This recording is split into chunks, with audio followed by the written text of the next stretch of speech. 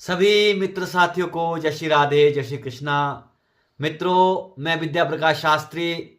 आज हम चर्चा करेंगे नींव पूजन या यूं कहें कि शिलान्यास पूजन, गृहारंभ पूजन पर हम बात करेंगे।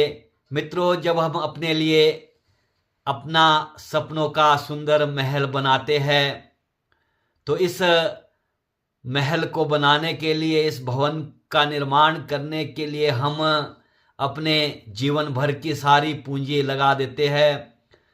तो मित्रों, इससे पहले कि हमें ध्यान रखना चाहिए कि जो वास्तुशास्त्र के अनुसार जो पूजन विधि बताई गई है, हमें कहाँ पर नींव रखनी है, किस स्थान पर पूजन करना है और हमें पूजन में किन किन सामग्रियों को उपलब्ध करवाना है, इन सभी बातों का हमें ध्यान रखना चाहिए। तो हमें जीवन में कभी भी परेशानियों का सामना नहीं करना पड़ेगा। मित्रों, वास्तुशास्त्र के अनुसार 4 कोण बताए गए हैं: ईशान कोण, आग्नेय कोण, नैऋत्य कोण और वायव्य कोण।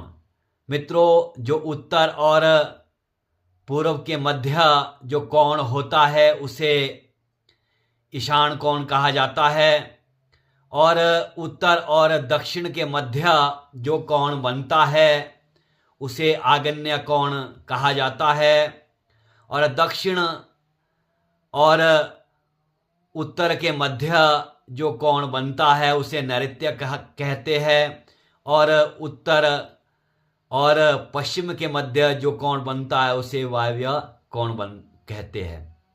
मित्रों, जब हम नया घर बनाए तो हमें इन बातों का विशेषकर से ध्यान रखना चाहिए कि हमें किस कोण में नींव को स्थापित करना है, नींव रखनी है। तो मित्रों, भूमि के सतह में नाग भ्रमण करता है, तो महाराज इस नाग का एक तरफ मुख होता है और एक तरफ इसकी पीठ होती है और एक तरफ इसकी पूंछ होती है। हमें कभी भी इसके मुख की ओर नींव को स्थापित नहीं करना चाहिए, क्योंकि यदि हम नाग के मुख में नींव को स्थापित करेंगे तो जीवन भर में हमें अनेक प्रकार की कठिनाइयों का सामना करना पड़ेगा। मित्रों, कहा गया है कि यदि हम इसके मुख में नींव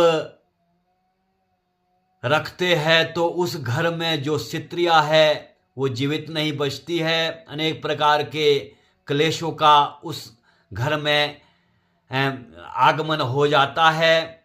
और यदि हम नाग की पीठ पर शिलान्यास करते हैं तो जो घर का मुखिया होता है, भरतार जिसे कहा जाता है, वो जीवित नहीं रहता। उसको अनेक प्रकार की कठिनाइयों का सामना करना पड़ता है। घर में लड़ाइयाँ झगड़े अक्सर चलते ही रहते हैं। और यदि हम पूंछ पर नींव को स्थापित करें तो हमें मित्रों, तो घर में जितने भी कुटुंब है, परिवार वाले हैं, उनको क्लेश होता है, मृत्यु तुल्य उन्हें क्लेश उठाना पड़ता है। तो मित्रों, 3 कोणों में जो एक कोण ऐसा होता है जो खाली होता है, जहां पर नाग नहीं रहता है। 3 महीने के बाद एक स्थान से दूसरे स्थान में जो नाग होता है वो परिवर्तित हो जाता है।